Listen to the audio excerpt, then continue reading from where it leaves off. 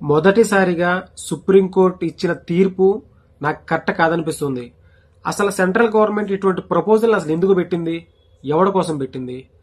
ప్రకృతితో ఆటలాడితే ఎలా ఉంటుందో ఇప్పటికే మనం చూస్తాం. తక్కువ వర్షపాతం, అధిక ఎండలు, సీజనల్ చేంజెస్, గ్లోబల్ వార్మింగ్, ఇటువంటి అన్ని చూస్తున్నాం. అసలు ఎందుకు ఇటువంటి డెసిషన్ తీసుకుందైతే నాకైతే ఇప్పటికే అర్థం కావట్లేదు. ప్రతి ఒక్కడు ఈ నేల నా సొంతం అన్నట్టుగా నేలని సర్వనాశనం చేస్తున్నాం. కానీ గుర్తించుకోవాల్సింది ఒకటి, ఈ నేల ఎవ్వడి సొంతం కాదు. ఇక్కడ పుట్టిన ప్రతి ఒక్కడూ నేల సొంతం. ఇది గుర్తుపెట్టుకోవాలి. అసలు ముందుగా ఆరావళి పర్వతాల యొక్క ప్రాముఖ్యత తెలుసుకుందాం. ఆరావళి పర్వత శ్రేణి సుమారు 670 కిలోమీటర్ల విస్తీర్ణంతో ఢిల్లీ, హర్యానా, గుజరాత్, రాజస్థాన్ రాష్ట్రాల్లో వ్యాపించి ఉంది. ఇవి సుమారు 2 బిలియన్ ఇయర్స్ అతి పురాతనమైన ముడత పర్వతాలు. అంటే హిమాలయాల కన్నా చాలా పురాతనమైనది. ఒక్క మాటలో చెప్పాలంటే ఇవి పుట్టేటప్పటికి ఇంకా హిమాలయాలు ఆవిర్భావం కూడా కాలేదన్నమాట. అంత పురాతనమైన శ్రేణి ఆరావళి శ్రేణి. ఇది థార్ ఎడారి తూర్పు వైపు వ్యాపించకుండా అడ్డుకుంటుంది. ఇది పంజాబ్, హర్యానా, గుజరాత్ వంటి రాష్ట్రాలను ఎడారీకరణ కానివ్వకుండా ఒక సహజమైన గోడలా అడ్డుంటుంది. ఆరావళి పర్వత ప్రాంతాలను భారతదేశపు ఊపిరితిత్తులుగా అభివర్ణిస్తారు. ఈ ఆరావళి పర్వతాలు ఢిల్లీ, ఎన్సీఆర్ ప్రాంతాల మధ్య గాలి కలుషితాన్ని తగ్గించడంతో పాటు వాతావరణ సమతుల్యతను కాపాడడంలో ఎంతో కీలకమైన పాత్ర పోషిస్తాయి. ఇవి అంతేకాకుండా నీరు భూమిలో ఇంకిపోవడానికి సహాయపడి అక్కడ ఉన్న భూగర్భ జలాల అభివృద్ధికి ఎంతో తోడ్పడతాయి.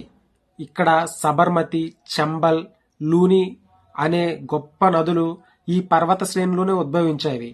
ఈ పర్వతాలు ఇటువంటి నదులకే కాకుండా వన్యప్రాణి సంరక్షణ కేంద్రాలుగా కూడా ఎంతో అభివృద్ధి చెందాయి. ఇటువంటి అపురూపమైన సంపదను కాపాడుకోవడం మన అందరి బాధ్యత.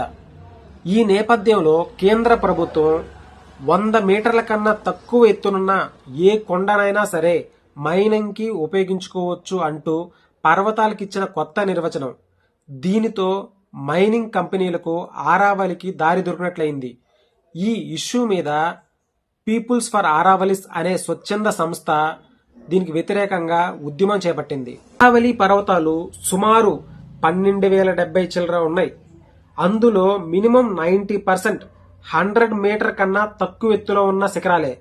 ఇటువంటప్పుడు మనం ఇచ్చిన ఈ నిర్వచనం ద్వారా మొత్తం ఆరావళి పర్వత శ్రేణికే ఒక అనిశ్చిత ఏర్పడే ప్రమాదం ఉందని చెప్పి ఈ ఆందోళన ఉద్రిక్తం అవుతుంది. ఇప్పటికే అక్రమ తవ్వకాలు, అభివృద్ధి పేరిట జరుగుతున్న కట్టడాల వల్ల హర్యానా, రాజస్థాన్ లో కొన్ని ఆరావళి పర్వత శ్రేణులు ధ్వంసం అయిపోయాయి. ఇప్పుడు కొత్తగా వచ్చిన ఈ నిర్వచనం వల్ల 90% ఆరావళి పర్వత శ్రేణికి ముంపు పొంచి ఉంది. సంవత్సరం జూన్ 5వ తేదీ ప్రధానమంత్రి మోడీ గారు గ్రీన్ ఆరావళి ప్రాజెక్టును అక్కడే ఇనాగ్రేషన్ చేశారు. ఇప్పుడు కొత్తగా అసలు పర్వతాలకే డెఫినేషన్ మార్చేయడం వల్ల అసలు కొత్త ఊహలకి, కొత్త అనుమానాలకి తావిస్తుంది ఈ నిర్ణయం. ఒక్కసారి ఊహించండి, ఆరావళి పర్వతాలు లేకపోతే ఏమవుతుంది? తార్ ఎడారి గాలి నేరుగా ఢిల్లీకి చేరుతుంది.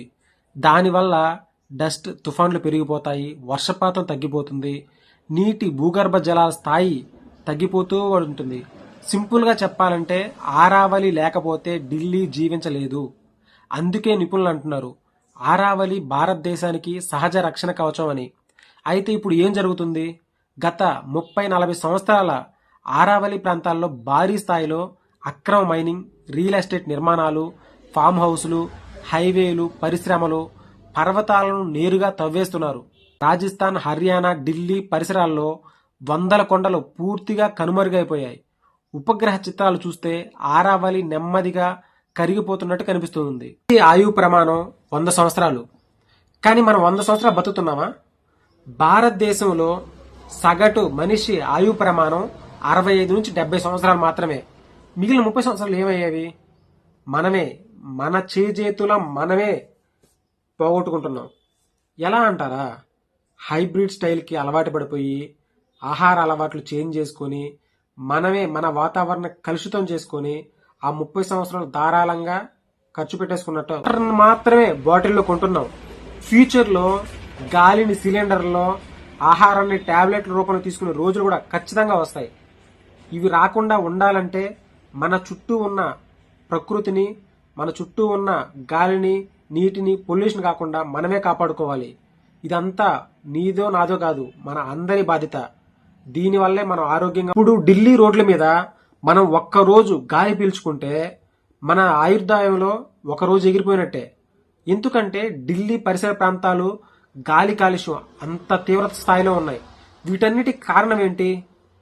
నిదానంగా ఆరావళి పర్వతాలని అక్రమ మైనింగ్ ద్వారా దాన్ని విధ్వంసం చేయటం వల్లే ఇటువంటివన్నీ పెరిగిపోతూ ఉన్నాయి. ఒక్కసారి ఆలోచించండి, ఎక్కడో కొన్ని వేల కిలోమీటర్ల అవతల ఉన్న అమెజాన్ ఫారెస్ట్ ఒక 5 to 10% నాశనం అయిపోతూనే ఇక్కడ భారతదేశంలో వర్షాల మీద ప్రభావం చూపుతుంది. అంటే ప్రకృతిని నాశనం చేస్తే అది ఆ ప్రాంతానికో ఆ దేశానికో కాదు, ప్రపంచానికే ముప్పు ఏర్పడుతుంది. దీనివల్ల అతివృష్టి, అనావృష్టి, సీజనల్ చేంజెస్ ఇటువంటివన్నీ ఎన్నో ఎన్నో భయంకరమైన మార్పులు మనం చూడబోతున్నాం. ఇప్పటికే అక్రమ మైనింగ్లతో సర్వనాశనం అవుతున్న ఆరావళిని ఇప్పుడు కొత్తగా తీసుకొచ్చిన ఈ నిర్ణయం మరి అస్సలు మన జీవితాల నుంచి కాదు కదా, మన కళ్ళ ముందు నుంచే నాశనం చేసే ఒక దుస్థితికి మనమే తీసుకెళ్తున్నాం. దీని మీద ప్రతి ఒక్కరు మాట్లాడాలి. ఎక్కడో ఉన్న ఆరావళి పర్వతాలకి ఏమైతే మనకేంటి అనుకుంటే రేపు మన శేషాచలం అడవులకు రావచ్చు, లేదా మన నల్లమల ఫారెస్ట్ కూడా రావచ్చు. ఎందుకంటే మనవి కూడా 100 మీటర్ల కన్నా మరీ అంత ఎత్తైనవి కూడా పెద్ద లేవు. ఇది కూడా ఒకసారి ఆలోచించండి. ఈ రోజు పక్కన జరుగుతుంది మనకేంటి అనుకుంటే రేపది మన ఇంటి దాకా వస్తుంది. ప్లీజ్ ఈ విషయాన్ని మనందరం గట్టిగా పోరాడదాం. ఈ వీడియో మరింత మందికి చేరవేసే బాధ్యత తీసుకోండి. ప్లీజ్ ఒక లైక్, ఒక షేర్. మీ సపోర్ట్ వల్లే నేను ఇంకా మంచి మంచి వీడియోలు చేయగలను, ఇటువంటి మంచి కంటెంట్ మీ ముందు తీసుకురాగలను. ప్లీజ్ సపోర్ట్ మీ. Thank you for all.